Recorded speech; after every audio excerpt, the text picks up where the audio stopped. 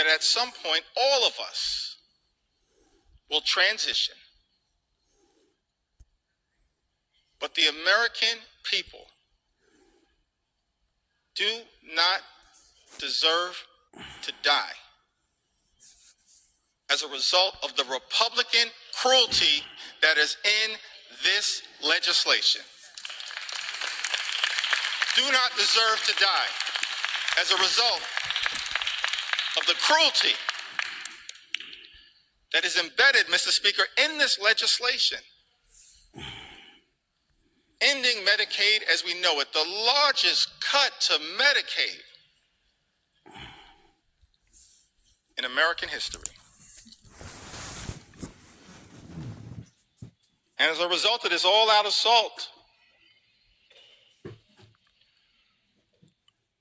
on health care in America. And Mr. Speaker, there are 220 Republicans who I serve with in this Congress, and I wish I had time to go through the impact in all 220 districts. Actually, since I have unlimited time, maybe I do.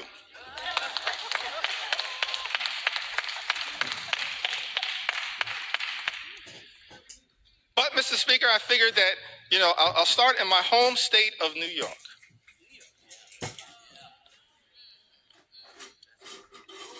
Mr. Speaker, in New York's 1st Congressional District, represented by our colleague, Congressman Nick LaLota, approximately 50,000 New Yorkers will lose their health care.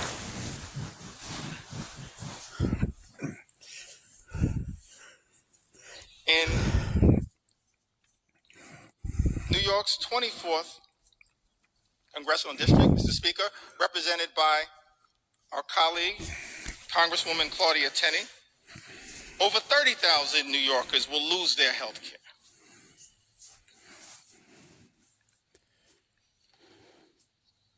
In parts of Western New York, an upstate district,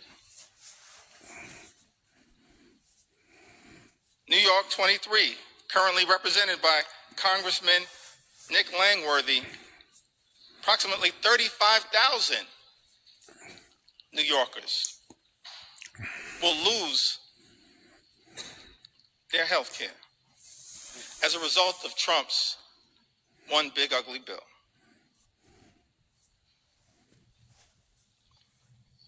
In New York 17, currently represented by Congressman Mike Lawler, more than 30,000 New Yorkers will lose their health care. In New York 21, the North Country,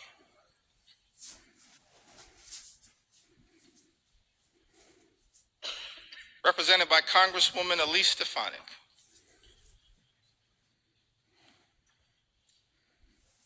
welcome back to Congress. I'm sorry it did not work out for you. That's a lesson that should be learned by all those who pledge fealty to the wannabe king. But I digress.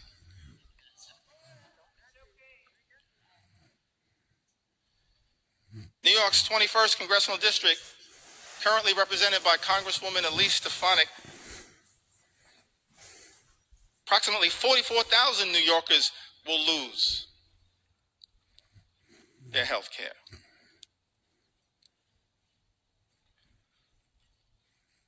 In Long Island, Suffolk County, part of Long Island, currently represented in Nassau County by two amazing colleagues, Tom Swazi and Laura Gillen. But in Suffolk County, New York's 2nd Congressional District, currently represented by Congressman Andrew Garbarino, 48,000 New Yorkers will lose their health care.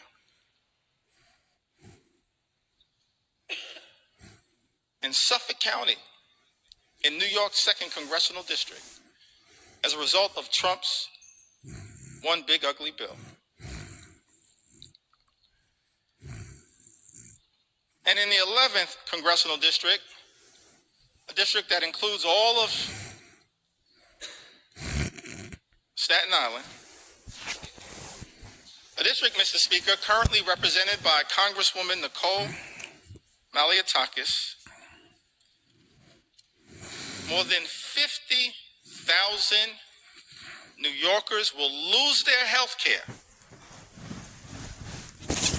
as a result of Donald Trump's one big ugly bill on Staten Island and in New York's 11th congressional district. I don't think the Wu-Tang Clan would approve of that.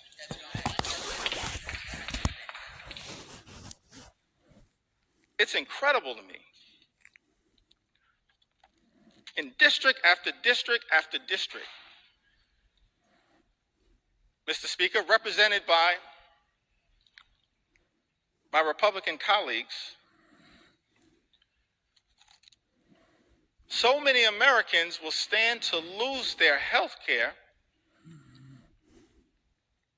as a result of Donald Trump's one big ugly bill. Now, this is not just a Democratic perspective. We stand by that perspective. We'll continue to articulate that view and forcefully defend the health care of the American people, but it's not just a Democratic perspective.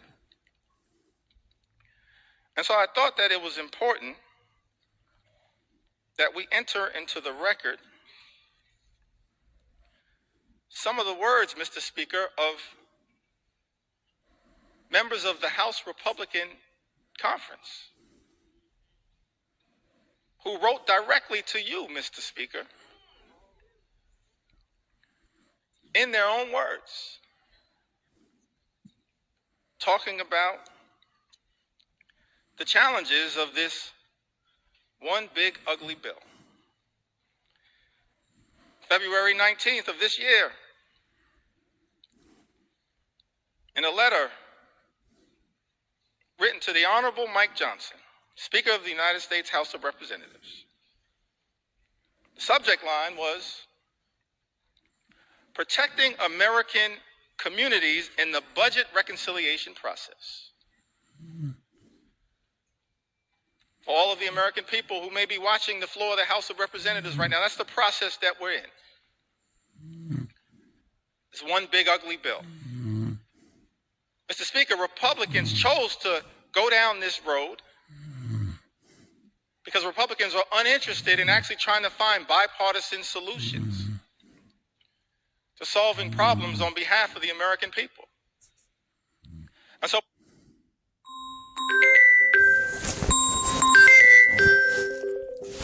we're in this budget reconciliation process that can avoid the filibuster in the United States Senate. And Republicans, Mr. Speaker, have been uninterested in trying to actually find bipartisan common ground. We're the party of common sense. Let's be clear about that. I'm going to be spending some time on the road talking about what common sense really is all about.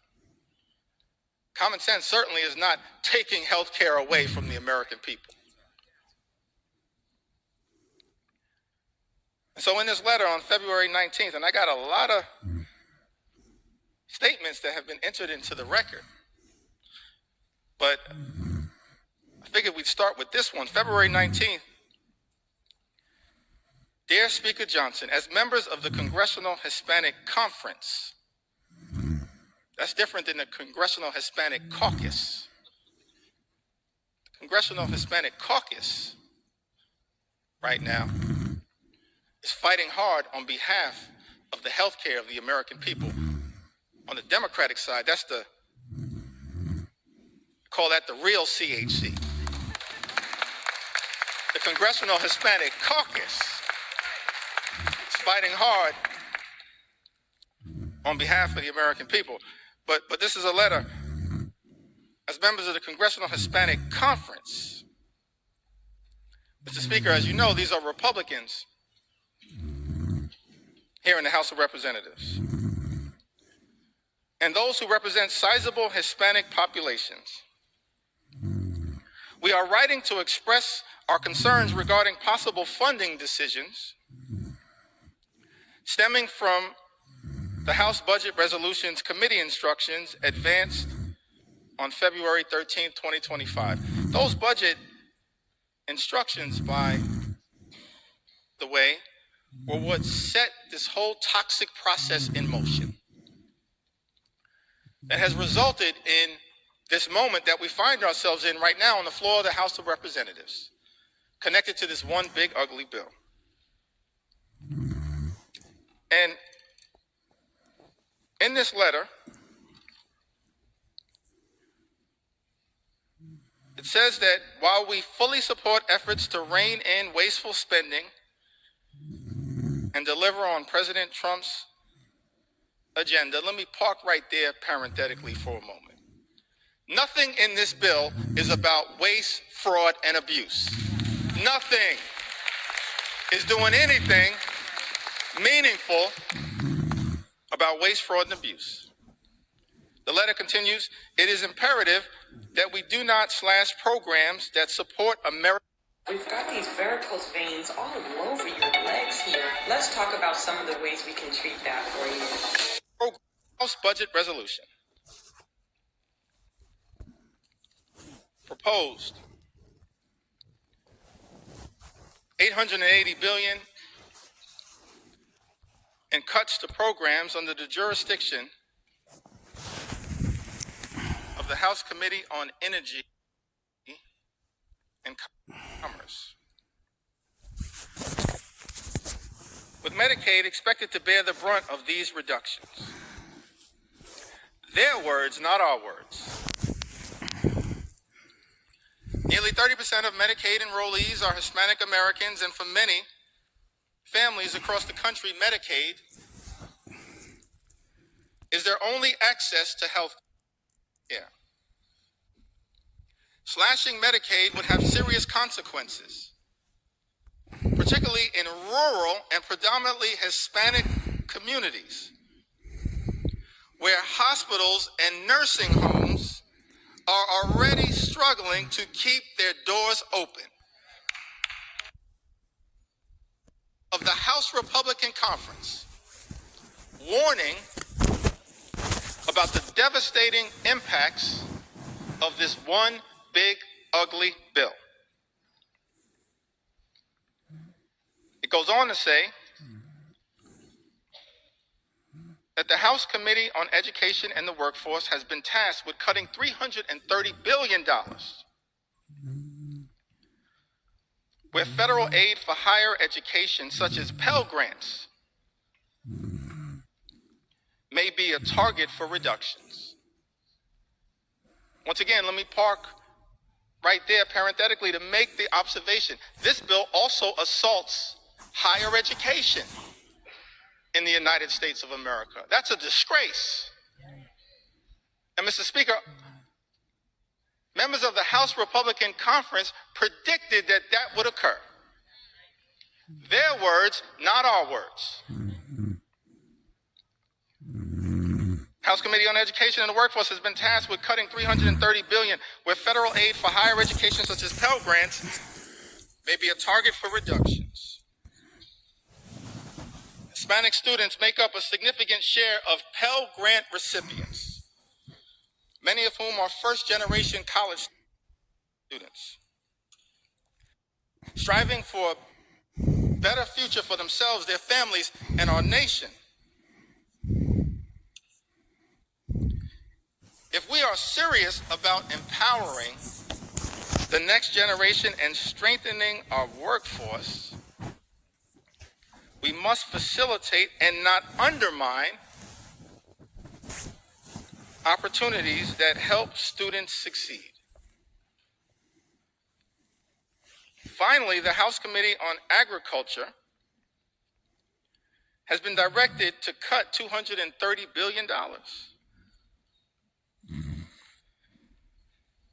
And then, Mr. Speaker, our Republican colleagues go on to write, while we fully support efforts to eliminate fraud, waste, and abuse, by the way, that's all fake, we support a federal government that's effective, that's efficient, that's equitable, that eliminates waste, fraud, and abuse. That's not what this bill is all about.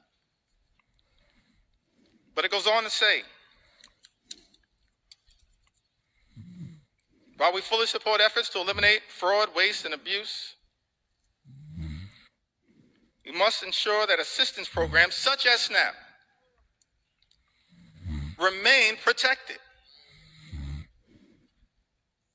I mean, I'm just confused. Remain protected as nearly 22% of Hispanic families rely on this critical program as a temporary safety net during difficult times. And then this letter concludes, written to you, Mr. Speaker, by the Congressional Hispanic Conference. Hispanic Americans are the future of the Republican Party. I'll reserve judgment on that statement. As House Democrats, we're going to fight for every single community in the United States of America, including the Hispanic community. Every single community. We want every single community to experience the good life, to afford to be able to live the good life. That's what we want. For every single community, good paying job, good housing, good health care, good education for your children, and a good retirement. That's what we want for every community. But the Congressional Hispanic Conference, they write, in closing to you, Mr. Speaker, that these Hispanic Americans are closely watching to see if we will govern in a way that honors their values and delivers results.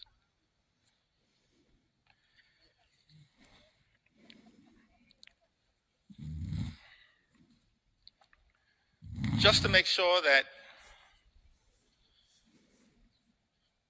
appropriate authorship is conferred, I'm going to enter the names of the signatories to this extraordinary letter. Mr. Speaker, Tony Gonzalez, Nicole Malliotakis, Monica De La Cruz,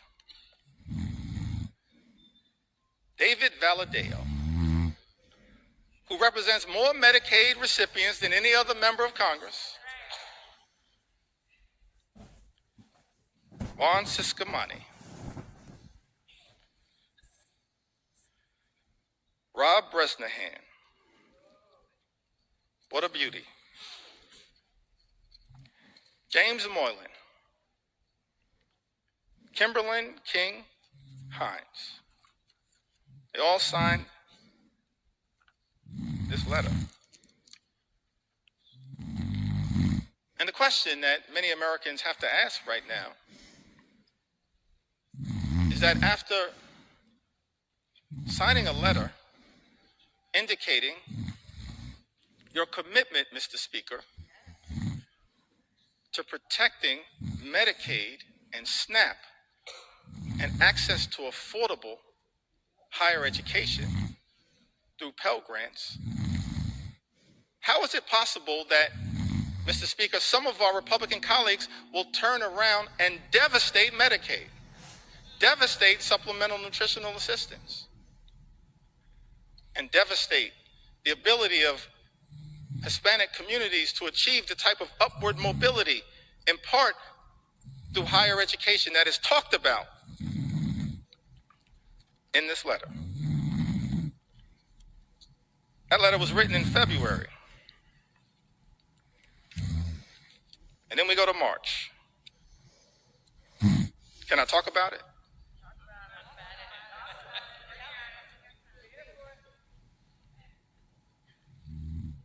I mentioned, Mr. Speaker, I'm here to take my sweet time on behalf of the American people.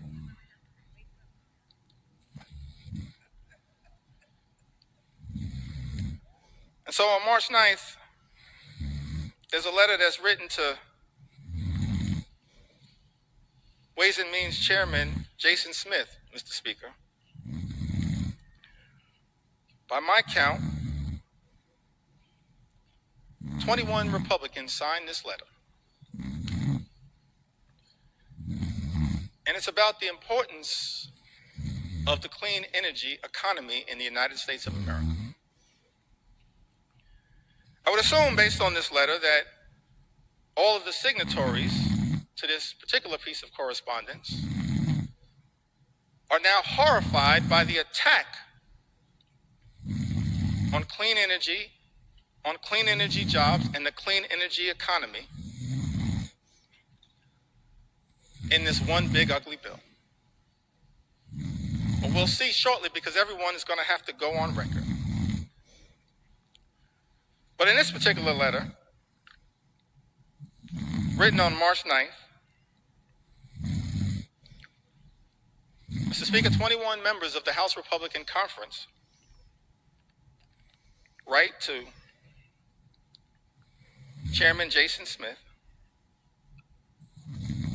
Countless American companies are utilizing sector-wide energy tax credits, many of which have enjoyed broad support in Congress to make major investments in domestic energy production and infrastructure for traditional and renewable energy sources alike. Both our constituencies and the energy industry alike remain concerned about disruptive changes to our nation's energy tax structure. With all this in mind, the letter continues toward the end. We request that any proposed changes to the tax code be conducted in a targeted and pragmatic fashion that promotes conference priorities without undoing current and future private sector investments, which will continue to increase domestic manufacturing, promote energy innovation, and keep utility costs down. I mean, the language that was chosen there is pretty interesting, but the translation is protect the clean energy economy. That's what this letter was all about. Written by my count, 21 House Republicans. Mr. Speaker, Andrew R. Garbarino, Jennifer Kick. Never sue the other driver after a car accident. There's a better way to get paid a way bigger check without having to go to court or pay expensive upfront legal fees. It's called the Mark Amadei, Michael Lawler, Young Kim, Don Bacon, Vince Fong, Jeff Hurd, Tom H. Kane Jr., Nick Lalotta, Susie from Missouri, Earl L. Buddy Carter, Dan Newhouse, Eric Hoshin, and David P. Joyce, all writing in support of a clean energy economy. We as House Democrats, we know that there's an all-of-above approach that is underway right now, but we support wind and solar energy, renewable energy, because renewable energy is cheaper energy, and cheaper energy means reducing the high cost of living for everyday Americans.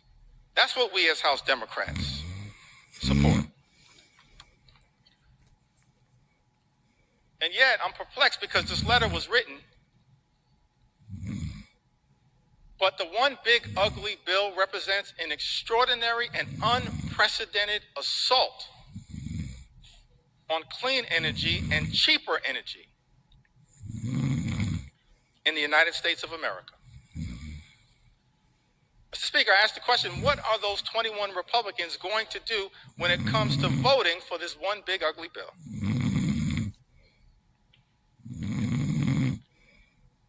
And then we've got another letter in April. So we've got a February letter, a March letter, an April letter. Quite elegant with these letters. April 14th, 2025. This is correspondence written by 13 House Republicans, Mr. Speaker. Written to you and Steve Scalise. Majority Leader written to Tom Emmer. Majority Whip and written to Brent Guthrie, the chairman of the Energy and Commerce Committee. It says as members of Congress who helped deliver a Republican majority. Many of us representing districts with high rates of constituents who depend on Medicaid. We would like to reiterate our strong support for this program. By the way, a program that the one big ugly bill now will cut and devastate, gut,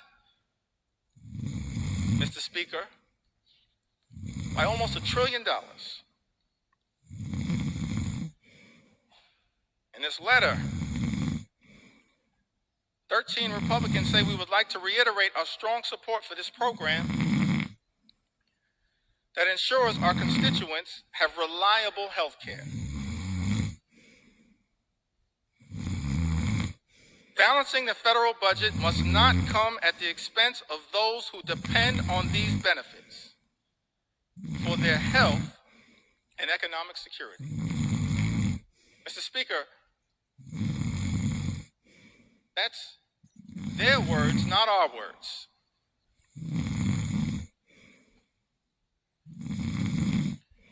And then this bill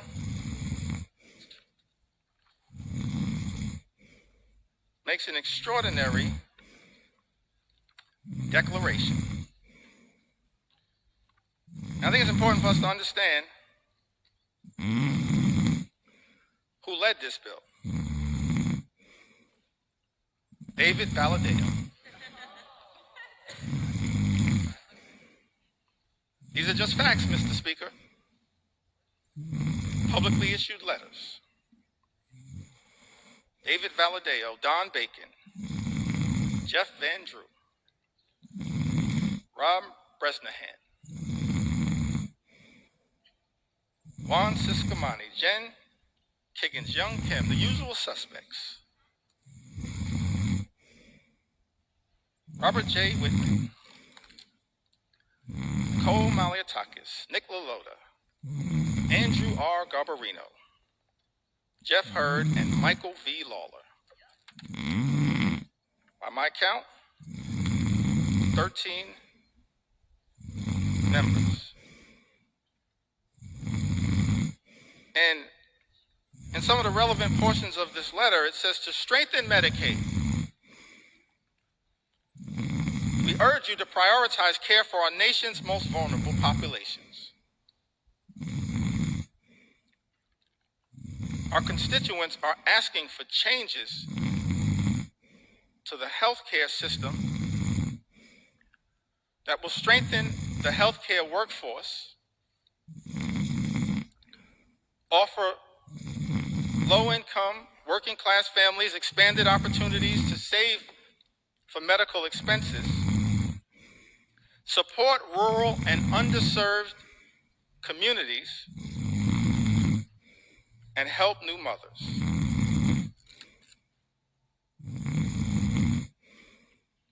And in the second paragraph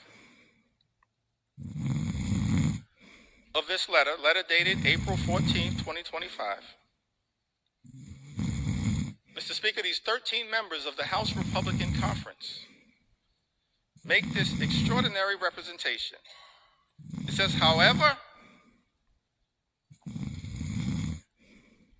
we cannot and will not support a final reconciliation bill that includes any reduction in Medicaid coverage for vulnerable populations. This bill represents the largest cut to Medicaid in American history. It will devastate vulnerable populations all across America. And so the reality is, all 212 House Democrats are going to stand up and protect the health care of the American people. We're going to protect the Medicaid of the American people against this assault on vulnerable communities. And I'm looking forward to all 13 of you joining us to protect the health care of the American people that you represent. That's the promise, Mr. Speaker, that your Republican colleagues made in this April letter. What's changed? We're looking forward to all 13 Republicans in this letter joining us to protect the Medicaid of the American people.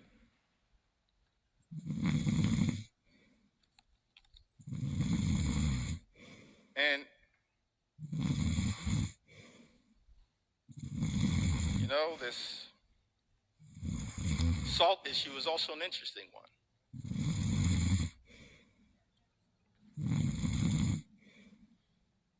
Statement was issued on May 8th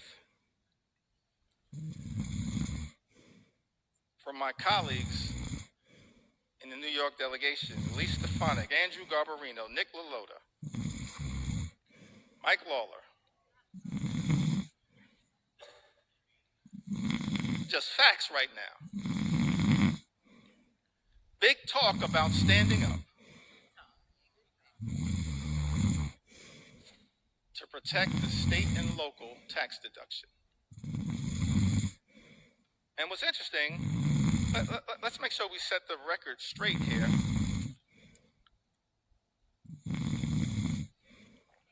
As to what happened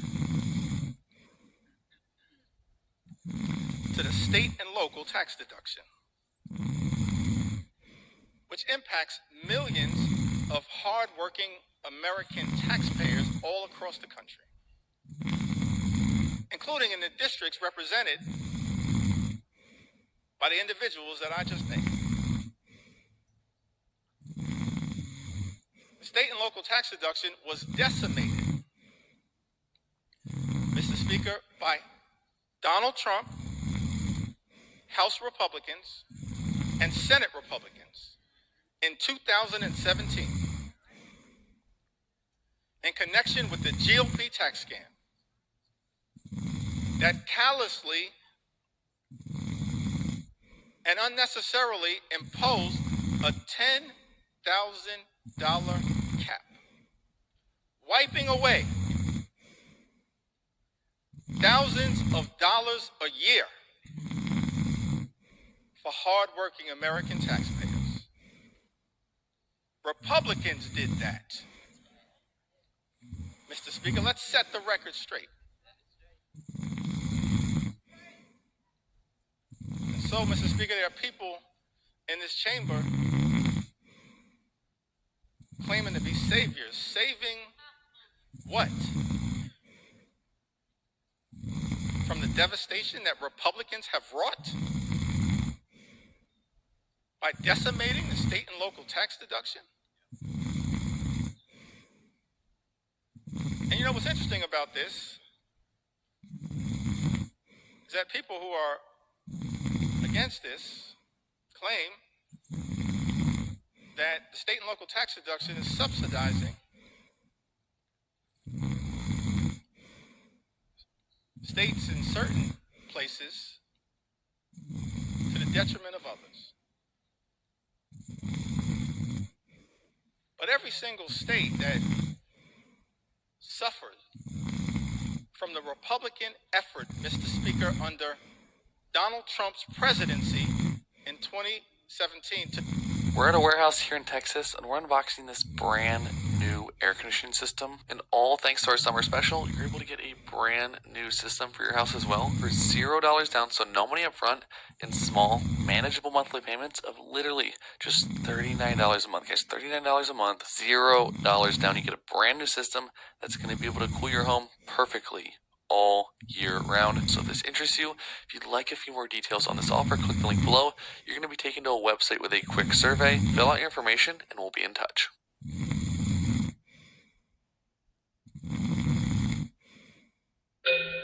I've always struggled with losing weight, but I felt comfortable with hers.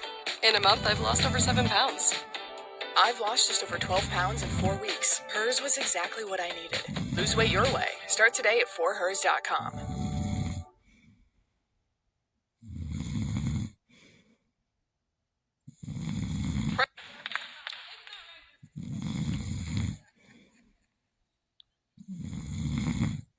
And so that brings us to this letter that was written.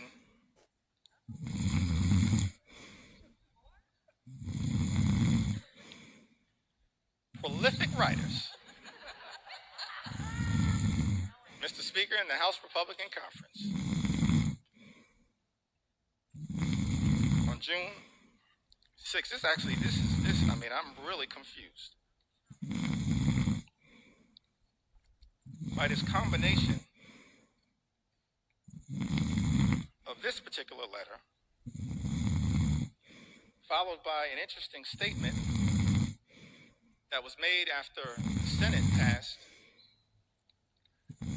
Donald Trump's One Big Ugly Bill by Lisa Murkowski.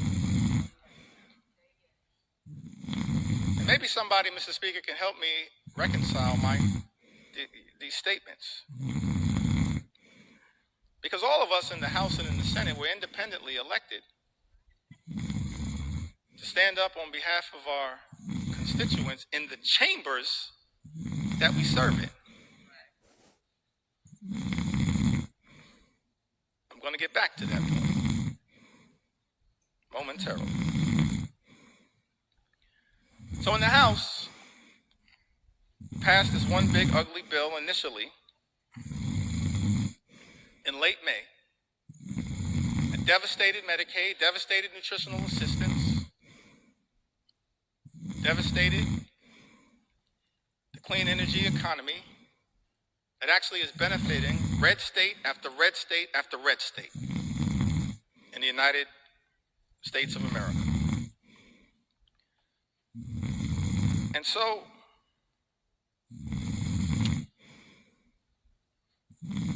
members of the House Republican Conference wrote to Majority Leader Thune and Chairman Crapo. This is after passing a bill in the House of Representatives that devastated the clean energy tax cuts that they are talking about in this letter on June 6th. Says, as members of the House Republican Conference, we write to express our continued support for common sense energy policy and to urge the Senate to substantively and strategically improve clean energy tax credit provisions included in the House-passed reconciliation bill.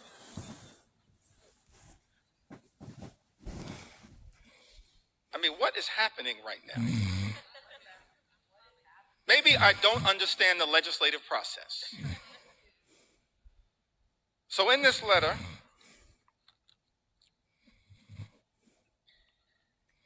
it goes on to say, in relationship to a bill that every single signatory signed, and voted for. Our position has always been that the energy tax code should be modernized in a way that promotes fiscal responsibility and business certainty. Fully realizing that balance requires improvements to the House-passed version of H.R. 1. We believe that the Senate now has a critical opportunity to restore common sense and deliver a truly pro-energy growth final bill that protects taxpayers while also unleashing the potential of U.S. energy producers, manufacturers, and workers. In other words, every single one of these signatories,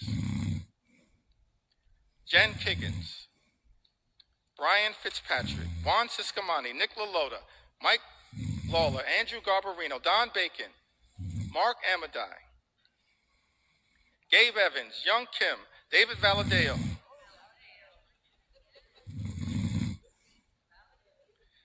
Rob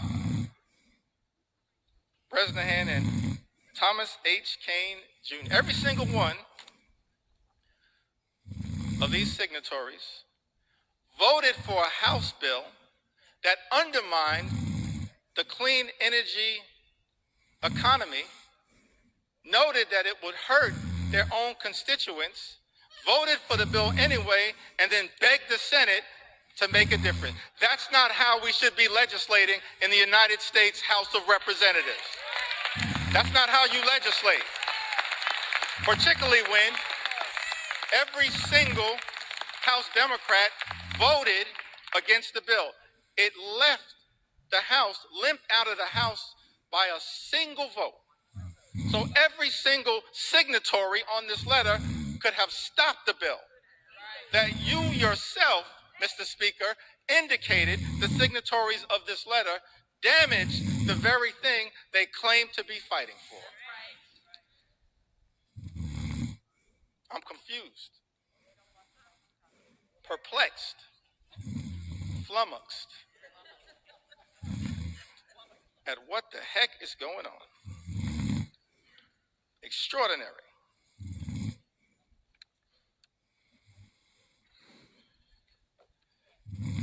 I mean, I'm just overwhelmed by the amount of correspondence. I had to just pick out the ones that were most extraordinary to make sure that they were entered into the record. The most recent one on the subject of Medicaid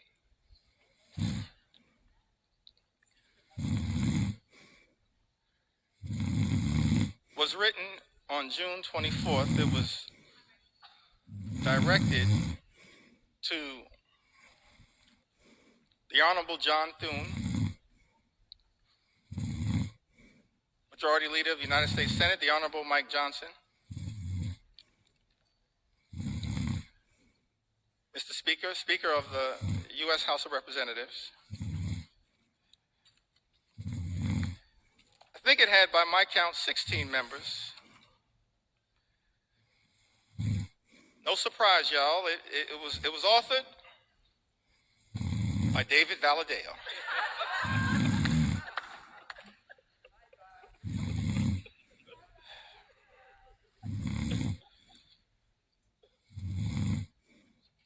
I mean, these letters can make up a book, Mr. Speaker.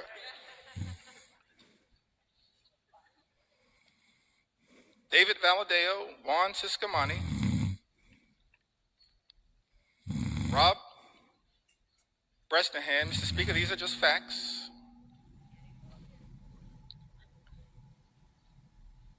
Chuck Edwards, Young Kim, Andrew Garbarino, Mike Lawler, Jen Kiggins, the gang is all here again. Jeff Van Drew, Don Bacon, Dan Newhouse, Zach Nunn, Robert J. Whitman, Nicole Maliatakis, Marionette J. Miller Meeks, and Jeff Hurd. 16 members, Mr. Speaker, of the House Republican Conference. In a letter written to you, Mr. Speaker, and the Honorable John Thune, Majority Leader of the United States Senate on June 24th, and here's the most extraordinary statement that was written in this letter. In the second to last paragraph, I think we call that the penultimate paragraph. In the second to last paragraph, it says, protecting Medicaid is essential for the vulnerable constituents we were elected to represent. Therefore, we cannot support a final bill that threatens access to coverage or jeopardizes the stability of our hospitals and providers. Mr. Speaker, 16 members of the House Republican Conference, who just a few days ago made clear on the record that they will not support devastating cuts to Medicaid. 16 members. All we need, Mr. Speaker, are 4 Republicans from this group to join us, and we can stop these devastating cuts to Medicaid. Join us. Join us. Join us. We welcome you with open arms into the warm embrace of members of Congress who are here.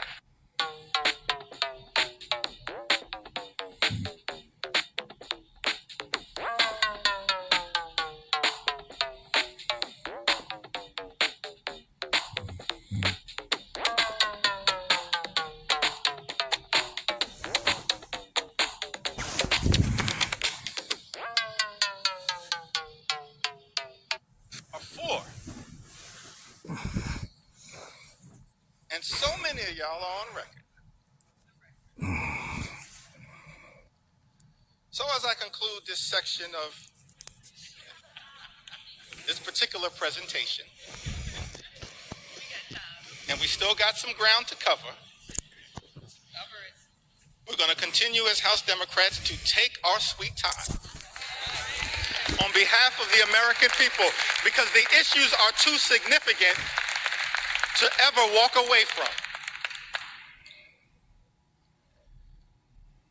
I just want to turn to a statement that was issued by Senator Lisa Murkowski. I want to give some love to the other side of the Capitol.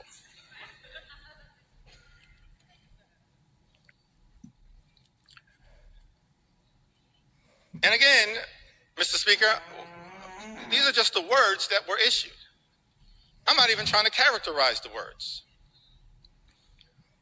But the American people need to hear these words from the people that were sent to Congress to protect their interests.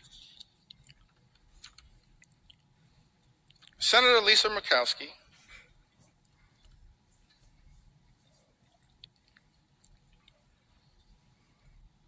says this was one of the hardest votes I have taken during my time in the Senate. Let me just editorialize there briefly. This should not be a hard vote, Senator Murkowski. This should be a hell no vote on behalf of the people you were sent to Washington to represent. It's a hell no vote for us because we're standing up on behalf of the American people. It should be a hell no vote But, Mr. Speaker, these are the words. Senator Murkowski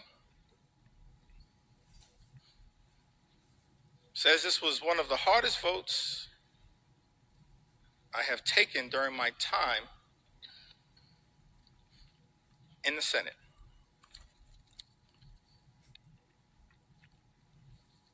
And then she keeps it real. As far as I can tell, she says, but let's not kid ourselves. This has been an awful process. Mr. Speaker, those are the words of a Republican senator, not us. This has been an awful process, a frantic rush to meet an artificial deadline that has tested every limit of this institution.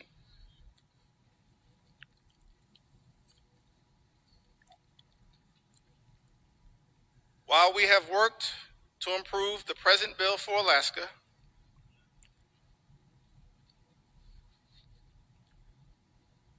it is not good enough for the rest of our nation.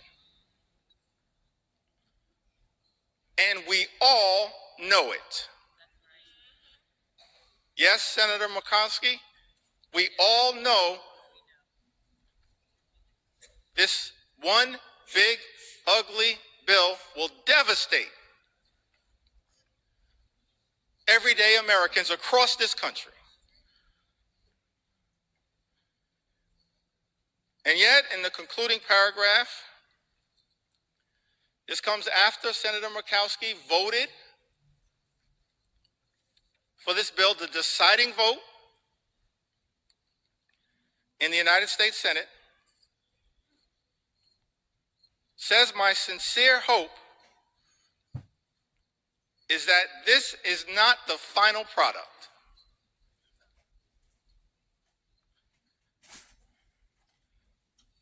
This bill needs more work across chambers and is not ready for the president's desk. We need to work together to get this right. So let me get this straight. I think the number was 16 House Republicans, Mr. Speaker, vote for a bill they know will hurt the communities, Mr. Speaker, that they represent. Vote for the bill anyway, when any one of them could have stopped this bill from ever leaving the House of Representatives, and then write a letter to the senators in the other side of the Capitol saying, fix this bill. When any single one of them could have stopped the bill dead in its tracks. And then Senator Murkowski, in her chamber, turns out to be the deciding vote for a bill that she says, Mr. Speaker, is not good enough for the rest of the nation, and we all know it, votes for it anyway, and then begs the House to fix the bill. That is not how the people's business should be done in the United States Congress. We have a responsibility to stand up for what is right and stand up for what is right in the chamber that we serve in. That's what we should all be doing. And so our House Republican colleagues, Mr. Speaker, have one last opportunity to join us as Democrats, every single Democrat who's going to stand up and protect the health care of the American people, stand up and protect the nutritional assistance of the American people, stand up and protect our farmers, stand up and protect our veterans, stand up and protect the clean energy economy, stand up to protect our public schools. Every single one of my House Republican colleagues have the opportunity now in this chamber, not the other chamber, in this chamber, to join us as Democrats and stand up for what is right. eyes of America are watching.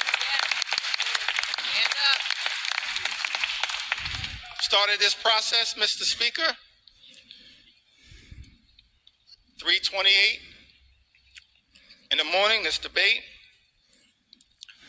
Took to the House floor, maybe an hour and a half after that. And we still have a lot to say. On behalf of the American people. For such a time as this, every single one of us have an opportunity to stand up for what is right here in the United States of America. I want to speak for just a few moments about some of the people who've been targeted in a callous way by this administration. Some of the stories that need to be told on behalf of the American people. I mentioned, of course, Mr. Speaker, throughout this process, we have been thankful for the stories shared by everyday Americans who went to bed last night fearing the worst and have woken up this morning horrified by Donald Trump's one big ugly bill that will hurt everyday Americans and rewards billionaires with massive tax breaks that will serve to devastate the social safety net and explode our nation's debt. So I want to tell a few stories on behalf of our nation's veterans who've also written to us to share their concerns with this one big ugly bill. Victoria from Arizona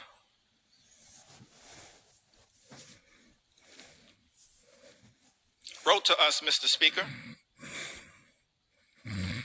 said, "My husband and I are patriots. We are both Army veterans who were disabled as a result of our service. We have 5 children and run a small electrical contracting business. We live on a fixed income and, like most families, have struggled with rising costs. One of our sons is adopted. He is a wonderful, loving 7-year-old who has autism and ADHD. He qualifies for Medicaid because he was adopted, and it has been the saving grace for his health and well-being. Medicaid is the reason we were able to get his formal diagnosis of his autism and ADHD. It also covers his regular doctor's visits and dental care. We use Medicaid to... Until now, Game Changer. They have a wire trimming head that's universal. It's going to fit any weed eater. They have different size leads on it. They have a 3 and a 6. I went with the 6.